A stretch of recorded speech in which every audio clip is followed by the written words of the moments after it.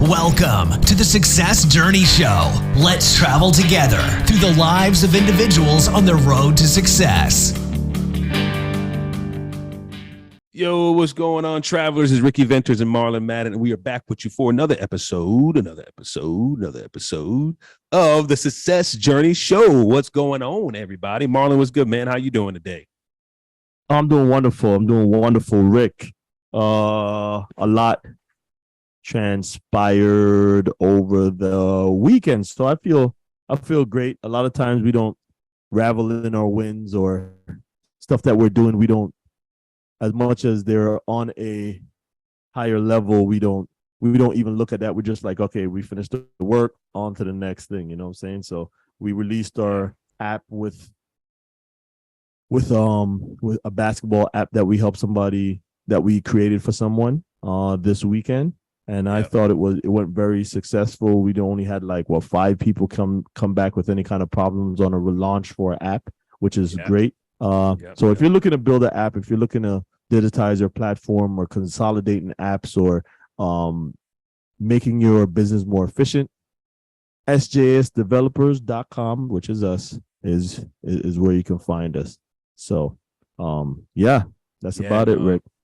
Yeah, I'm glad you said it, man. It definitely was it was good. Like I said, and I was telling you today, you don't really reflect on the win a lot, and when you sit back and wow, man, over, it was probably over 500 people there, considering that there was 200, over 200 kids, over 500 people there that were, logging into the app and going through it, and we built with our hands, and that right there just means so much, man. So definitely excited about it, and definitely want to continue to grow and offer more things to people. So we're gonna keep it going, man.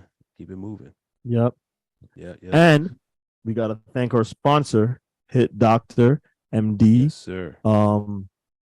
They're doing a great job of getting their product out. We partnered with some people, and we have our products all these different spaces. So it's pretty great feeling knowing that something that you have is out there in the ethos. That's what they say, and you could actually see it, and you're like, oh man, okay. Or somebody's like, yeah, man, I saw you guys on I saw your product on da da da da da. Pretty good product. Okay, buy it. Right. I don't even say that anymore. Buy it. It's just I don't stuff say is out it talks there. for itself. Yeah, it talks for itself, man. And if someone does come in and oh, we don't know, then you just provide with evidence, man. That's it. Just lead with evidence. So no, man, I'm really excited. We have a great guest today, guys. Really unique story. Happened to transition and transition to a space that would have never ever crossed her mind. So I want you guys just to be open, ears open, be ready to jot down some notes. So she does break down some things about starting a business and what it looks like to do that. You don't want to miss that as well. So we will after our next segment here, after this little commercial, our next segment will be with our guests. So great talking with you guys, and we'll see you guys in this little sec. All right, have a good one, guys. You've been listening to the Success Journey Show. You can check us out on our social media on YouTube, Instagram, and Facebook. Also on our website, thesuccessjourneyshow.com. Enjoy the rest of the show.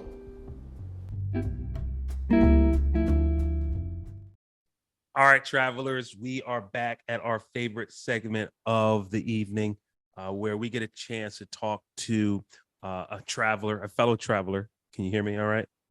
A fellow traveler, and listen to the behind the scenes journey on their road to success. And we have none other than Kiri Mohan. How are you today, Kiri? I am doing great. Thank you so much for asking. Yeah. Yes, happy to have you. Yeah, welcome to the Success Journey Show. Man, it's a privilege to really have you on, because you have a very unique story and we want the world to hear it. So why don't we start off by you just sharing just a little bit about yourself? Sure. Do you want me to go way back in the beginning or just what I do now? Tell us, go back to the beginning. Yeah, go back to the beginning. Beginning. That way it provides some context to what you do now. Okay. Yeah. Okay. So I would say my journey began probably in 2011. I was working as an executive assistant and I was thoroughly bored. I had a degree actually in meteorology, which is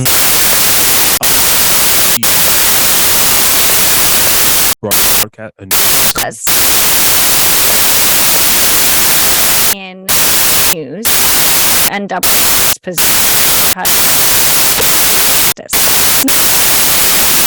even get always put in like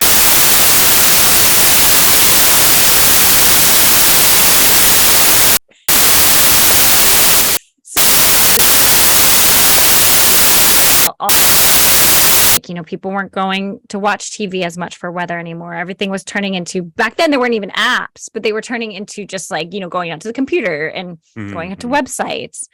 So I had a job as an executive assistant and I enjoyed it, but I was getting bored because it was just like same old. And I thought, I could do this from home way before work from home was a thing. Yeah. And I was like, I could do this from home. What am I doing here? Right.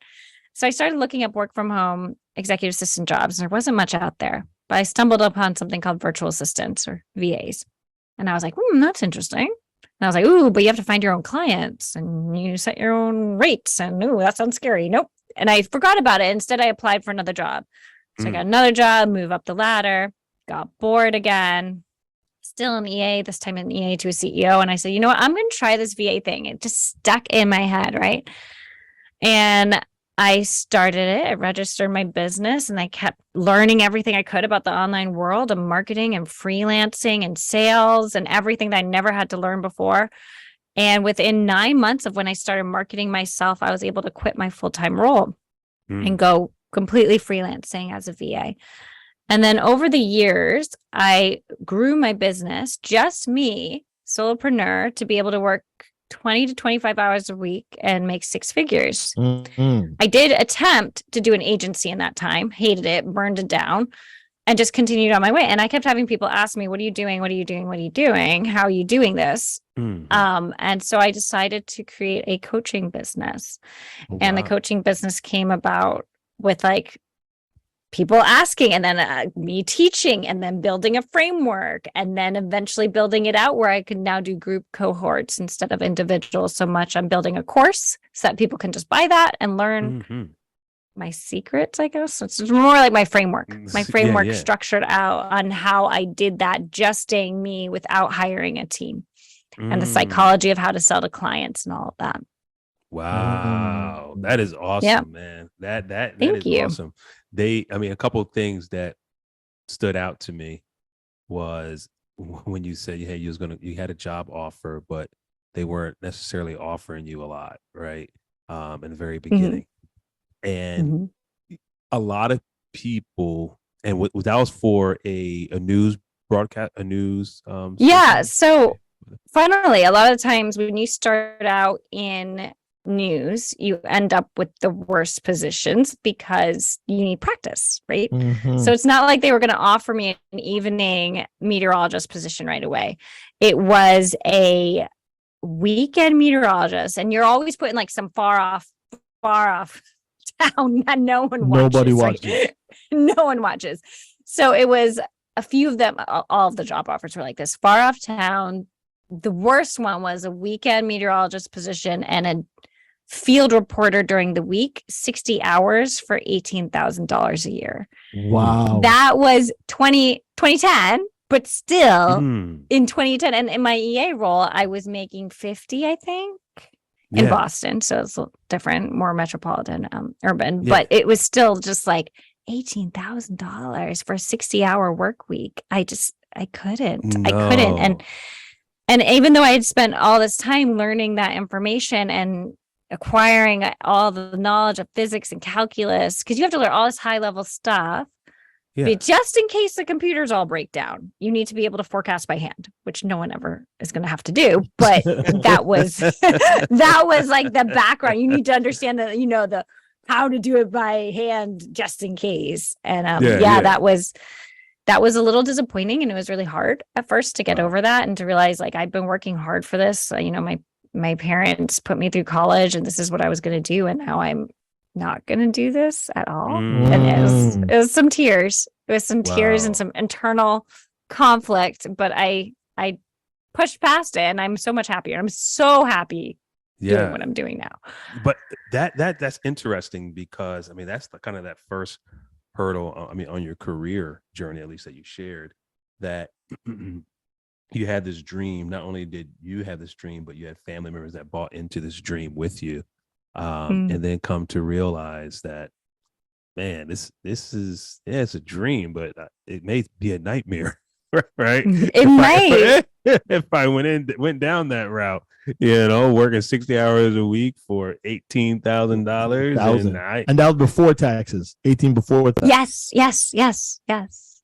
And my husband, I got married young too. I got married at 23, and he was so supportive and was like, I'll come with you. I'll do whatever you want to do. If this is your dream, let's do it. But you're still somewhat, I don't want to say responsible, but you're a team. And I'm looking at jobs out in these places, and he's a white collar software sales dude now. Back then he was customer service. It was like nothing. It was all like, retail malls basically out there. And I was like, if I take him with me, I'm making $18,000 a year, and where's he going to work? This was before the remote work stuff. It was like, where's he going to go? What is he going to do? And that was a concern too. Wow. So, so you made that decision, just like weighing out the facts. And the reason why I'm harping on this is because there are a lot of people that are in the world today that are on a particular track, and they come to that crossroad, and they are struggling letting go of what they thought reality was, right? And what actual reality is, and what they want their future to be, right? And it's hard for them to kind of decipher or just to release and move in a direction of an unknown. Now, you weren't envisioning yourself being an executive assistant, right? At all. No, that wasn't. No. When you're sitting in physics classes, you're not thinking about, hey, I'm going to be an executive assistant. No. That is the last thing you're thinking, right? But I stumbled into it because yes, it was like I needed something while I was applying to these stations. I needed a job, and I'm very good at organizing, and it was entry level. The one I had, I think actually the first one I think was like senior administrative assistant. It wasn't even executive assistant, but it was like, I'm good at organizing. I have knowledge of calendars. I'm good with people. I'll just do this role, and it pays surprisingly well while I'm applying to the stations. And then it was like, meh. And it's like, what to speak on what you're saying, your identity gets wrapped up in something, right? Like my identity was, I'd had these internships, I had made connections, I had networked, I had all these people rooting for me that I was going to be the TV weather girl. And then you have to tell everyone that you're not doing it anymore. You decided not to. And at the end of the day, no one really cares. You're the one that cares, but no one else cares. That's what kind of helped me move through it, because I realized that most people were like, "Oh, okay, so you decided not to do that, okay," and then they move on, and you're the only one that's like, "My life has changed." Oh, that's another interesting point too. Go ahead, Marlon. No, it's just, and I constantly harp on it. Why do we force our kids every time your kids wake up in the morning, you get them dressed and you send them to school? You're like, what do you want to be when you grow up? Then they get to school, and then they get asked, what do you want to be when you grow up? And they make it, I want to be a doctor. And for Christmas, they're getting a stethoscope. They're getting the robe. They're always getting a doctor book. That's all their parents is focuses now, because they said the magic word of being a doctor. And you're forcing this kid to be something that they're not, instead of actually growing them and helping them to understand the foundations of what they need in order to sustain their lifestyle or whatever to be happy, right? So it's so, we have to change our mindset when it comes to that, and we have to actually understand. I don't have a perfect answer, right? Because I'm still figuring out, like, okay, what are my kids gonna do when they get a little older and all these different things. So now that your parents paid, you said no one cares, but do you have student loans at this time? You said your parents paid for your college, correct? So yes. I did have student loans, and then my dad paid them off as a wedding gift. So I was extremely lucky. Very lucky in that he got married. I got married really. If you get married, I don't pay off your wedding. Hey, I'm married to the same person. Okay, there you I'm go. married to the same person. Hey, so it's not like with a gift like that, you better be married to the same person. I know, like, it's just baffling to me. I've never asked him because my sister she got married years after she went to college. I'm very curious, like, if hey man, I mean she had to pay loans. I guess my dad's very traditional, so in his head it probably made sense. But I'm not arguing. Sure. You're looking for any sons to adopt that want to have a couple student loans if I get married. No, that's awesome. So, so your dad take out the student loan, everything. Now you stumble into this world, and it looks like your personality is you get bored easily. Yeah. Correct. Yes. So are you at that point, what when you're bumping into the VA, you're in the executive assistant role, you're bumping into the virtual assistant, how are you thinking? How's your mind correlating with entrepreneurship or owning your own business? Or what's the alignment or the parallel between, you wanted to be a meteorologist? Does somebody in your family own a business? Is there people that you're seeing that own businesses? How's that working? Finally, my dad does, actually, but it was never talked about, really. I mean, it was, but I'm one of 4 kids, and we never had the time of day for my poor dad when he came home from work. So it was not something that was like really hashed out, like, I have my own business. It's just like, oh yeah, my dad has his own business, but like I never learned anything from him, or he never brought me into the office and was like, this is what you need to do, or stuff like that. You know what I mean? It wasn't really like that. So when I saw this VA thing, this online world of being VA, it was really just, I had a couple pivotal moments. I read the book Lean In by Sheryl Sandberg. And I really, really resonated with the fact that she was advocating for women to have better opportunities in the workforce.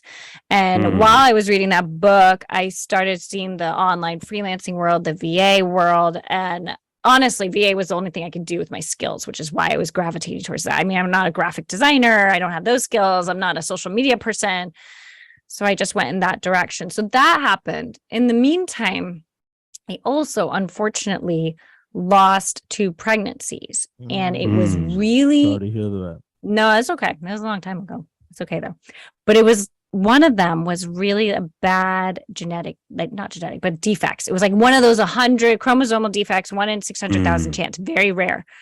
Going into Boston, constantly doing tests, out of the office, making up excuses.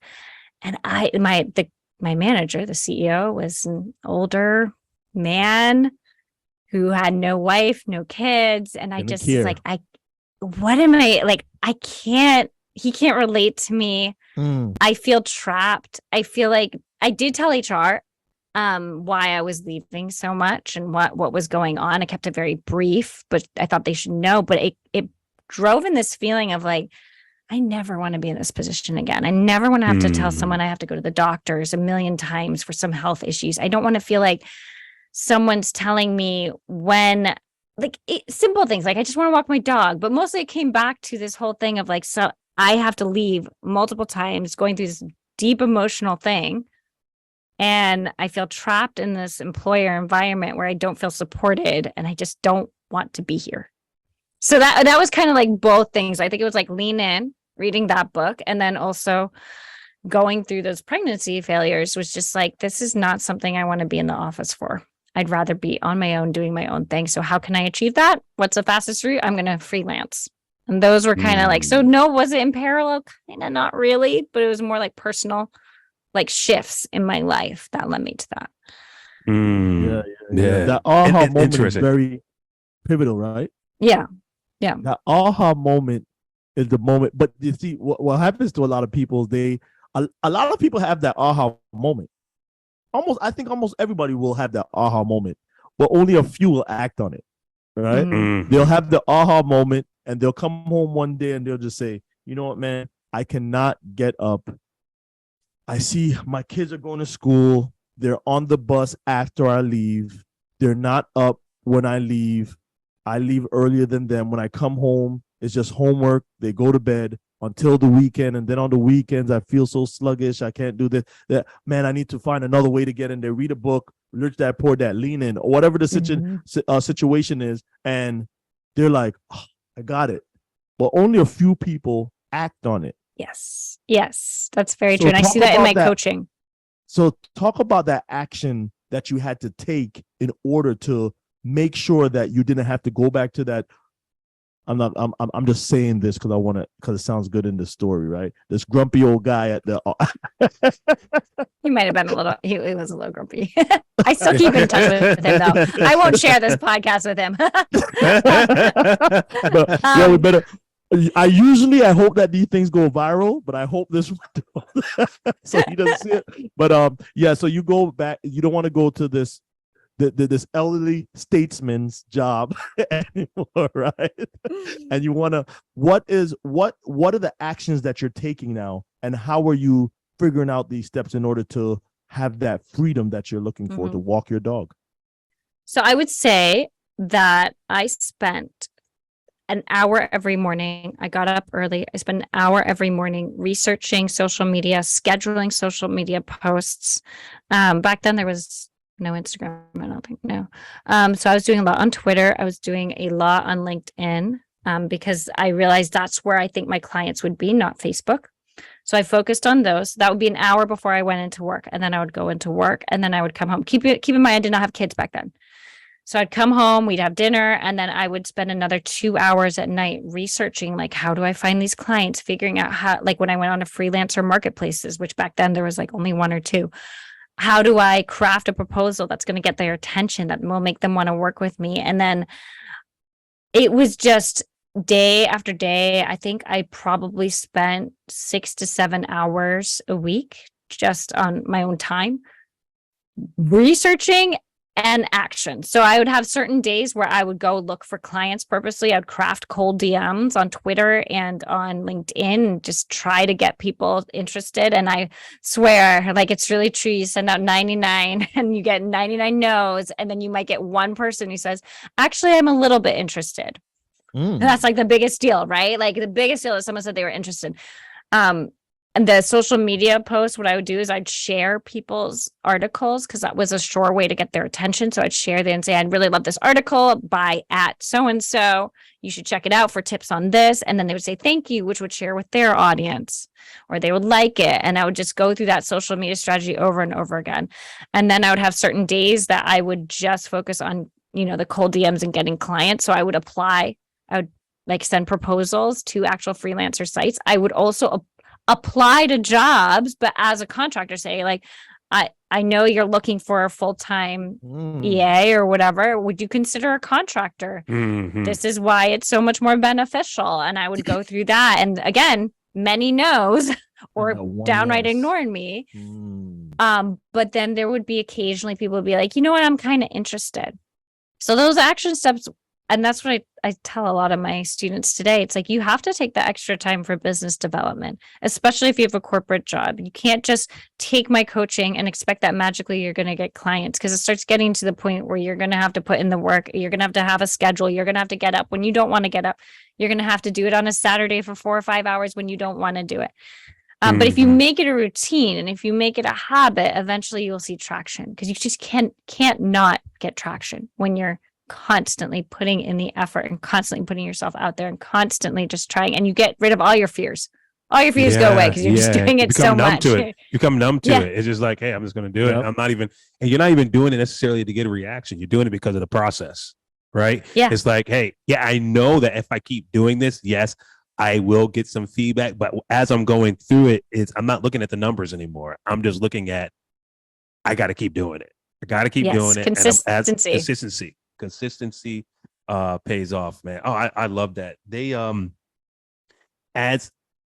but as you start getting your clients, your 1 to 2 clients, how did you like start really knowing or testing your limitations, right? Because now you have, maybe you've been working with a CEO, right? And maybe you've been one-on-one with him, or maybe working with other people in the office as well. I'm not, I'm just assuming.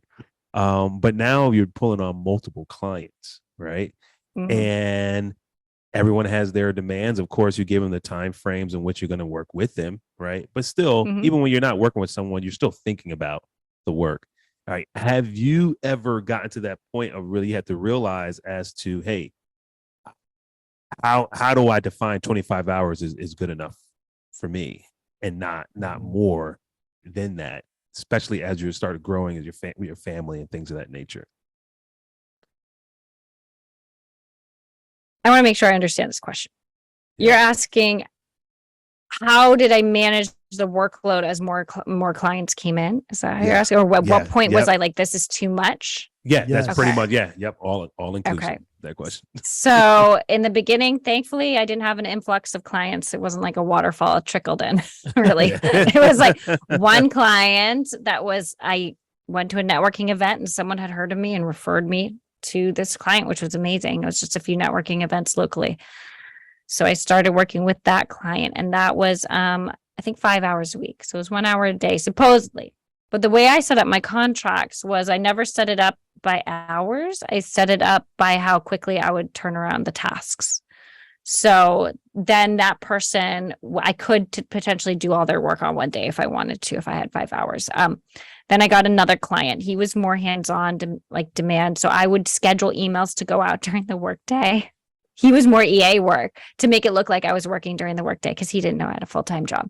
And then I got another client, and they were more like, I can do it whenever I wanted. I had to make her newsletters look good. I had to I was taking on anyone. All right. Like, so I don't advise this to my students, but I was like, I want to quit my job. So I'm going to take on anyone, like whoever accepts me and will accept my prices. I'm going to work with them. Yeah. So then this one was just like newsletter stuff, not my forte, but I made images for her. I put them on Facebook. I did that stuff. And then I finally got another client who was in the land survey business. And I would have to just do customer service for him. Like whenever he would get inquiries, because he would get a lot of inquiries during the day. Like, hey, my home is going to be new construction. I need survey. Trees are uprooted. I need a survey, all this stuff. And then that was pretty much my limit. And I knew that because I had 2 people that I could do whenever I wanted, and 2 people that were they were turning into I had to touch their stuff every day. They were turning into stuff that was happening during the workday. And at that point, I was making $20,000 less than my full-time role. And my husband and I sat down and we said, okay, so if I make $20,000 less, how is this going to affect our finances? And it would be really tight.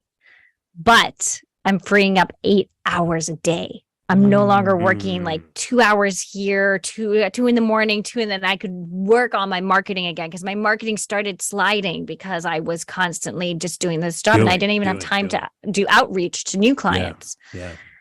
So it was a risk, but there's something funny about when you put your heart and soul in something and then you just make the commitment. It's like I gave my notice at my job, and the next week I got someone who reached out who was a super corporate client, very willing to pay over my normal prices. And it was just this gift that landed in my lap. And it was it's somebody's I don't know, people talk about manifestation all the time in the universe, but there's something to be said. It's when you decide heart and soul, okay, I'm going to go forward. I'm going to make the leap and I'm going to do this. He just contacted me on LinkedIn. It was I want to talk to you about your services. This is what I'm looking for. And I was able to charge him a really high price. And so I jumped over what I was making at my corporate salary, which was so crazy. And then I had room Wow. for even more clients. So then I kept going. And then over the years, I just refined and refined and refined my business. I Yeah. love So it. now you talk about what once you started to do this, and you're like, man, I got a knack for this. And I hope I didn't get this portion. I don't get this portion wrong. You said you wanted to go into you wanted to develop your own agency, right? I did. Okay. So I had my daughter, Yeah. and then my time became more limited again because all of a sudden I was like and she did go to daycare 2 days a week, but she was 3 days home with me, and that wasn't enough time. And she was a great napper, not like my son. Like she was so scheduled, and yeah, I still didn't have enough time. And I started being like, well, the next step is obviously an agency. Like that's what you do. So I started, whenever I had a client come on, I would look for a subcontractor who did similar work. I would pull them on. I would manage. Even thinking about it. I just realized I did not like managing. And you also have to deal with your reputation. So a lot of people who subcontract, this is not true for everyone, but if you're people who are working for an agency generally just don't want to go out there and market themselves. And sometimes they're just not as good as you. Mhm. And I had a lot of trouble with clients not renewing. Like, so I'd have a 6-month contract and they wouldn't renew when they were with these people. They were like always saying, that she's good. She's not great. And so I started seeing the patterns, and I was having to do more management.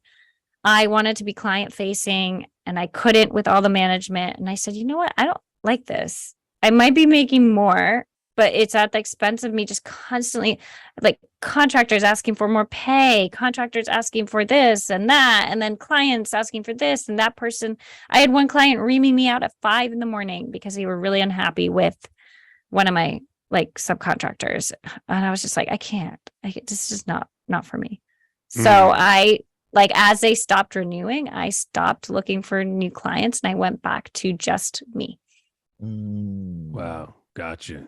Man, it's that journey of making decisions where there's no blueprint, right? To a lot of this. And I say that at the same time, knowing that you have a course that you put together to share with people. Well, everyone has a different blueprint. Exactly. And you take these different elements and you're learning and you're growing and you're applying and you're refining.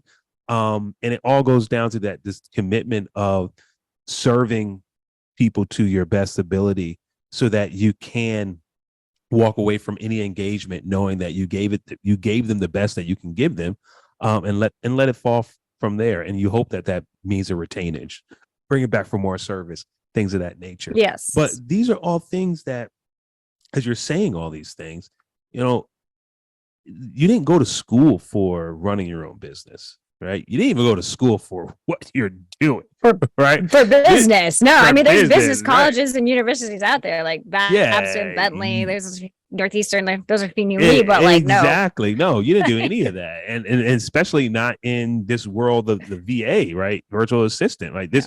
This was who you were from. When I'm going to go back with this question. When do you realize that what you're doing now, how it connected to who you were in the past? And when I'm saying who you were in the past, like, I'm assuming that some of the skills and your attention to detail and all those different things that you really use today to really be great in your business aren't necessarily things that you necessarily learned in college, right? Because it made you successful in college, right? But have you ever had that moment of reflection back to when you're like, wow, man, if I just followed that. Right. Not necessarily, but one thing that always sticks out in my head was when I was going to be a meteorologist, my dad, he's always supportive, and he was always just like, I'm supportive no matter what you do, but Kiri, you really should play to your organizing strengths. And he would always stay. And I was like, well, no, this is what I want to do though. I really enjoy it. And he was like, yeah, you should do it. But you're really good at organizing. Have you ever thought about being an event planner or wedding planner or professional organizer? And I was like, Dad, no. Like teenager, like, no, Dad, you don't know what you're talking about. This is what I'm doing. But so that I always come back to that because there's stories in my family of me just rounding everyone up. Like I'm a border collie and hustling everyone everywhere, being super organized, always on time.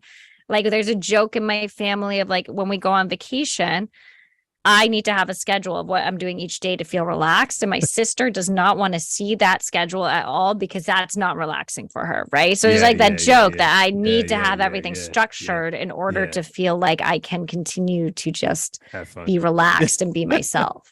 So, and so no, there's no real like looking back and saying, oh, I should have done that. But like there were signs there were definitely, my personality just is organized.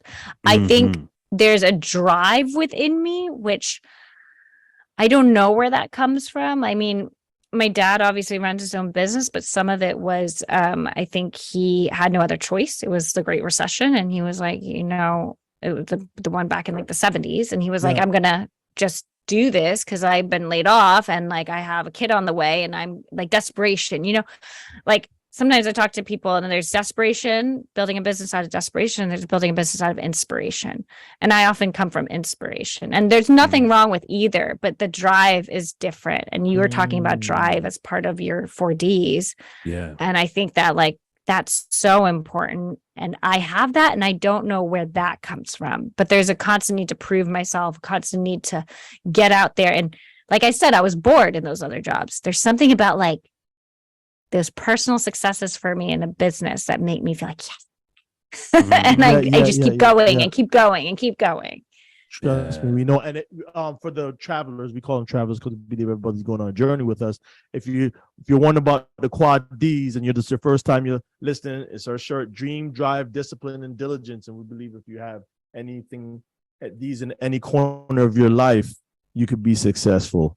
So you're talking to two guys that understand what you're talking about totally, with that drive just to the new adventure, the new client. You probably hear a no and you're probably like, can I change that no to a yes? And what it's a very special kind of person who goes through this, because everybody wants to be an entrepreneur, right? For the benefits on the other side. Yes. But to get to the other side, they don't want to do the work. It's a lot of work. So now you say, hey, I tried the agency thing. I know I'm great at organizing. I know when I do the work, people love how I perform. So now you say, hey, I'm going to do this course. And what information are you putting in this course? I know we alluded to a lot of it before, but I know the audience is probably like, okay, I have my pen and paper out. What kind of information are you putting in this course that will help someone to wherever you're trying to lead them to? I do want to rewind a little bit. It wasn't like right after my agency that I was like, oh, I'm going to go into coaching. I was like burned out. And I was like, I'm not touching any growth or any other career forever. So I do want to say that it was a few years. And I did actually way back when, so this is like a failed business actually, I've had 2 failed businesses actually. That's good. But I tried to do resume writing because I love resume writing and cover letters. I love that. Yeah. That I think that could have taken off, but I was approached by my ex-business partners to start a different business, which I can't really talk about. But then there was I don't need to go into that. But anyway, I've had failed business, but I was coaching people to become VAs for a while, and I did not like it. It was one-on-one coaching. I felt very responsible for their success, and I had no framework. I hadn't figured out what my method was and why I was able to do what I did so well. And I kept thinking it was like a VA thing. And then I realized it was not related to virtual assistants. What it was related to was people who had a corporate background and a corporate past, like me. Those were the people I could teach, because I had a lot of people coming to me being like, well, I just want to know how to be a VA. And I'm like, I don't know how to teach you how to be a VA. Like, shouldn't you have those skills already? I don't know, just go online and figure it out. And that was what I was having trouble with. So then fast forward 5 years later, people are still asking me, how do you do what you do? And that's when I started thinking, oh, you know what? I think I do have a framework of how I've gotten to this point. By this point, I'd had 8 years under my belt. So I was like, okay. So the course kind of what it goes through and what makes it a little bit different from other coaches, I think, is we start with your pricing and what your minimum pricing is that you want to get as a freelancer.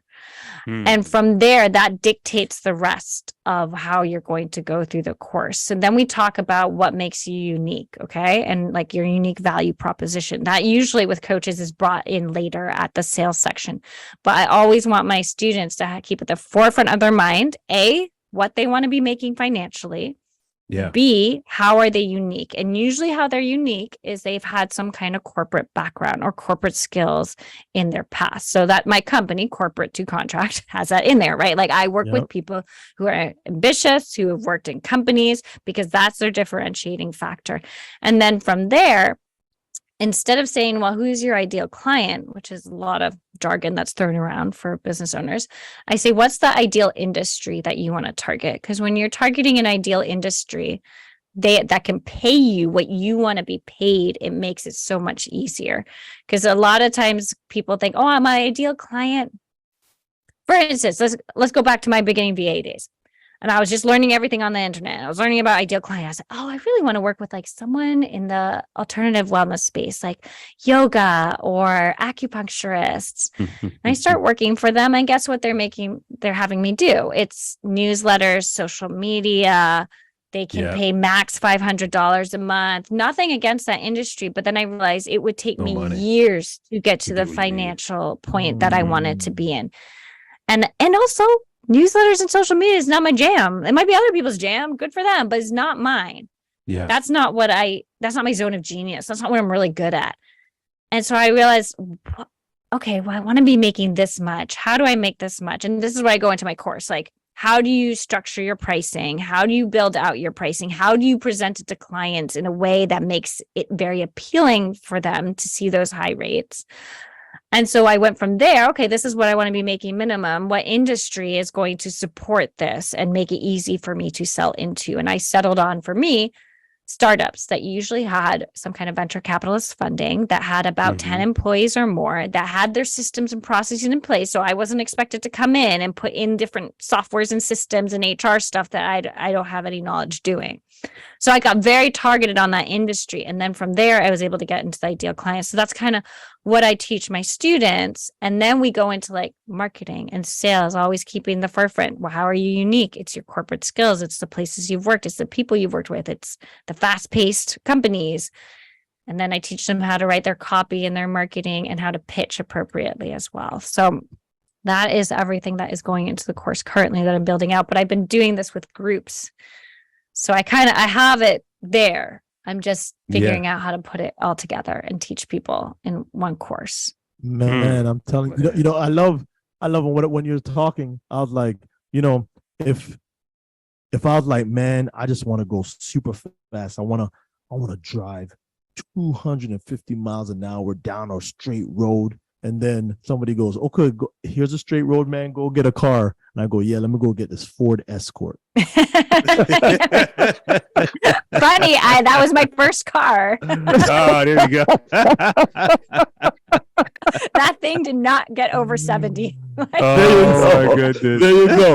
There you go. So it's the same thing, just like you're saying. A lot of people, like you're saying, hey, I want to work with the wellness industry. I want to work. But then you have to remember that they don't make the money that somebody, like you said, a startup that has that seed money already, that's saying, okay, I allotted 10,000. I'm just throwing numbers out there, 10,000 for for administrative, da. So now you could go. So I like the fact that up front you're helping them to manage their expectations and where they really want to end up, and to actually align expectations and reality. Because a lot of, I think the freelance coaches I see and some that I looked at in the beginning of my career, they just want you to get started. They just want you to get clients, and they don't care how much money you make. But then you have the chance of people quitting. And one of my big things is I'm trying to empower women to own their own business, because I think if women hold more money, we have more power.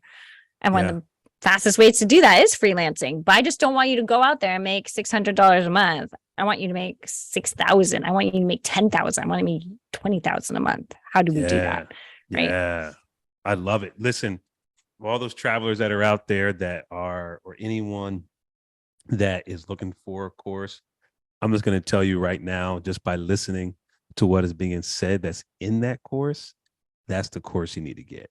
All right, because she No, broke you're down. kind. No, I'm not just being kind. I'm being real, because you broke down the systematic approach in which had nothing to do with a VA. I'm gonna tell everybody that is No, how you it's break not. down a business, and that's how you find your the target audience, your unique selling point, all these different things, like to really set yourself up, your target, so that every single day you're waking up, you know exactly what you're trying to hunt for, right?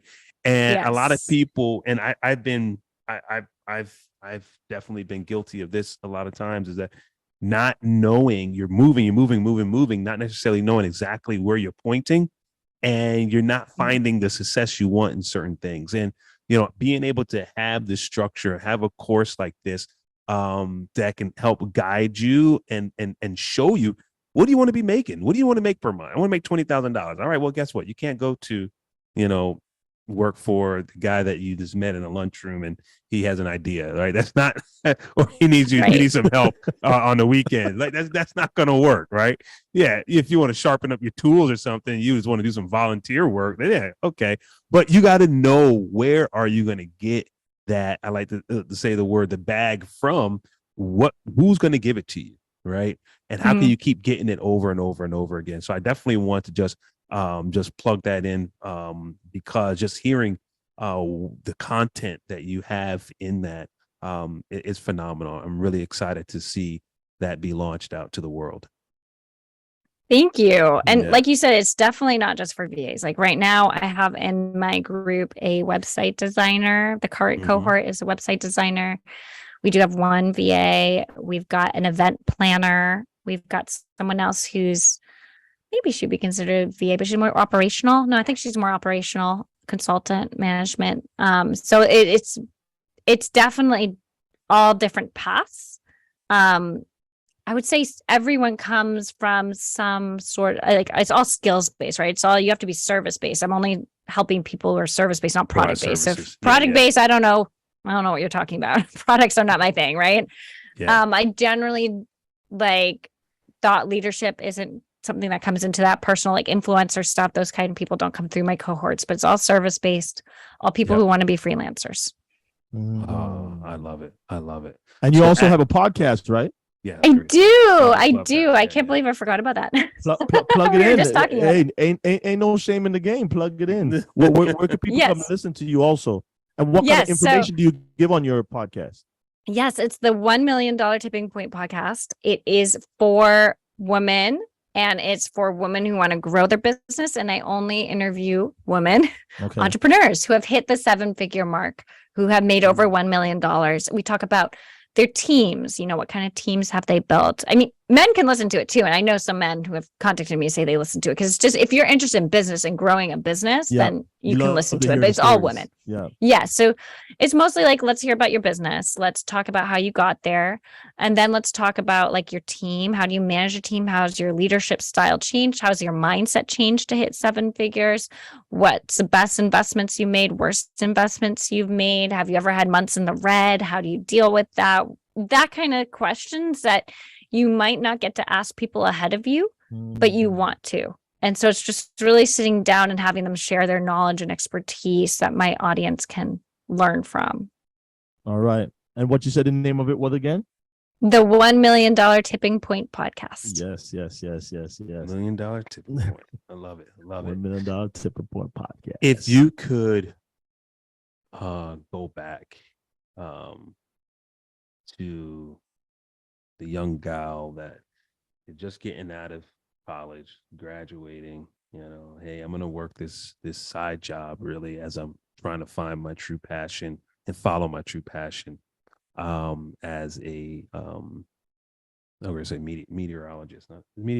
Mm-hmm. Meteorologist, yeah. And you had 60 seconds to just sit down and speak with her. What would you say? Pull it to the side. What would you say today? God. I would say play to your strengths. No one really cares where you end up. You're the one that cares the most. So make sure you're doing something that you care about. and then go from there. So if you're playing to your strengths, then that means that you really find joy organizing people's lives, then maybe you should stick to that and you should do that. Don't worry about the physics and the math. That's about it. I actually saw that on Threads the other day. Someone said, like, what would you go and tell your teenage self? And I was like, don't worry about calculus and physics. I put so much weight on that, so much weight on that. And getting good jobs and good grades. I mean, It's just interesting as you go through life, and I don't know if it's the educational system, I don't know if the influences around us or different things, but if let's just imagine for a second where your father's saying, hey, don't sleep on your organizational skills. Like, whatever you do, you really should look at that, right? And not to knock anything about college. College is great. We've all went through college and had a great time. But imagine if you got the training coming out of high school to exercise your gifts and your talents right in the working field, right? And getting hands-on experience, hand-on training to just be in your gift and operating in your gift, right? Where a lot of us would be right now, if we were able to hone in on that, right?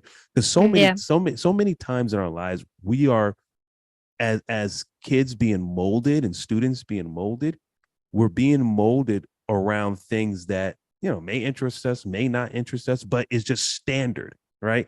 You're never really getting a chance to see, who am I in all of this? Like, and who is helping mold me in the things that I'm really, really good at that have nothing to do with the content that I'm learning, right?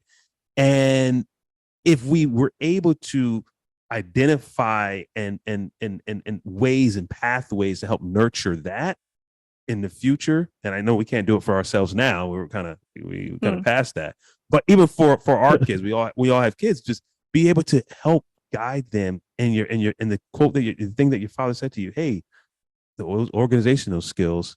And it's like, man, you know what, I'm going to connect you with this person, and instead of going to college for a year, go work with them and exercise that, and then let's see what you want to do.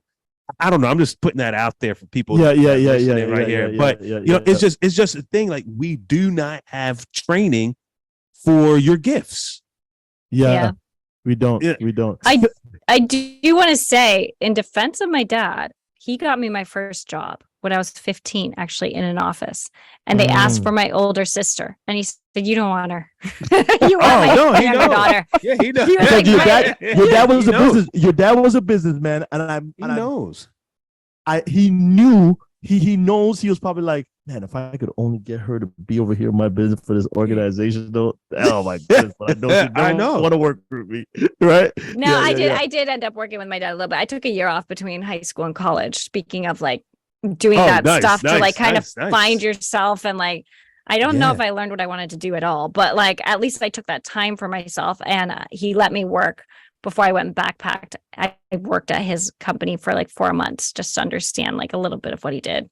But to play the devil's advocate, right? I'm with you, Ricky, and Kiri, I'm with you 100% too. But I'm going to play the devil's advocate because there's always somebody listening that's saying, "Oh man, what they're saying is because of in hindsight 2020 and all that kind of stuff," right? In order to know happiness, you have to know what unhappy feel like. Right? So you can't just say every day wake up and say I'm happy. Then what's the full extent of happiness that you know if you don't know the other side? So some people, not saying everyone, some people need to go to college and get that garbage job and work for 5 years so that when they go when they're in the trenches building their company and they say, man, I'll go back to corporate America. No, I remember. Yeah, but how many people actually decide to make that leap? Exactly. And I think Ricky was kind of saying that earlier. So it's like, yes, you need both, but then how many people actually decide? I mean, I have plenty of friends who are absolutely miserable, but they would never, ever, ever think of starting their own thing. Even when I'm kind of trying to be like, it's so easy. Come on, I can teach you. They don't want to. They would rather have the stability and that feeling of safety and the structure than going out and doing their own thing, because that's hard and that's scary. But now I'm doing my sales thing, right? So what I'm hearing you saying is, yes, it would be advantageous to go to college. However, sometimes because of the place it puts you, you never get to exploit your gifts. And you stay in that track of saying, I'm just going to stay here for stability. Like Kiyosaki says, a 9 to 5 keep you trapped. Yeah. And when just like what you said, when I decided to quit my job, I got that big client. Mm-hmm. You know, it's something to be said that when you have that stability, you never want to really leave it, because you're like, should I go over here? So sometimes, and I know we have to all go. I know that this topic is very enlightening, I think, and it's a topic that everyone's trying to figure out right now. I know, because college is not just the answer anymore. And the way how AI is going and all the different kind of spaces that you could go, cybersecurity, you don't need to actually go to school for cyber. You could get a certificate. There's all these different realms that you could put yourself in order to get to the end state. You don't have to only do college. But I'm just playing the devil's advocate to be on the other side, to let the people on the other side know that we're fleshing it all the way out. Yeah. We're not being biased here. We're not being biased. So Kiri, thank you so much for joining. Are there any last words that you would like to share with the listeners that are here? No, you can find everything about me on corporate2contract.com. That's the number 2. So Corporate2Contract. It's teaching you how to become an online contractor if you have past corporate skills or experience. And it's mostly geared towards women. That is not to say I have not had men. I have helped men. I'm helping one male right now. He's making a big leap from teaching into consulting, religious consulting. So it's very different for me. Wow. But it's been very interesting. So it is geared towards women. But again, if you're a male, you can totally check me out, contact me. Would love to hear from you. And again, my podcast, the $1 Million Tipping Point podcast. If you're interested in business in general, it's good. Love it. We're travelers. We are at the end of another show, and we want to thank you guys for spending some time with us today. Man, another phenomenal guest, another moment to get some great insight. And I hope you took a moment to just kind of reflect on your life and where you are right now, and that you were able to take some nuggets from this. And that one, it either you were relieved or you were enlightened. But most importantly, that you realize is that, hey, everyone is on a journey, and just like you. So we will see you guys next week at the same time, the same place on the Success Journey Show. Kiri, thank you for being with us today, and we'll see everyone again next week. Have a good one. Thank you. Love. You've been listening to the Success Journey Show, where your dreams, drive, determination, and diligence are the foundation to success. For more information, check out thesuccessjourneyshow.com. The Journey Squad is here helping you to your destination.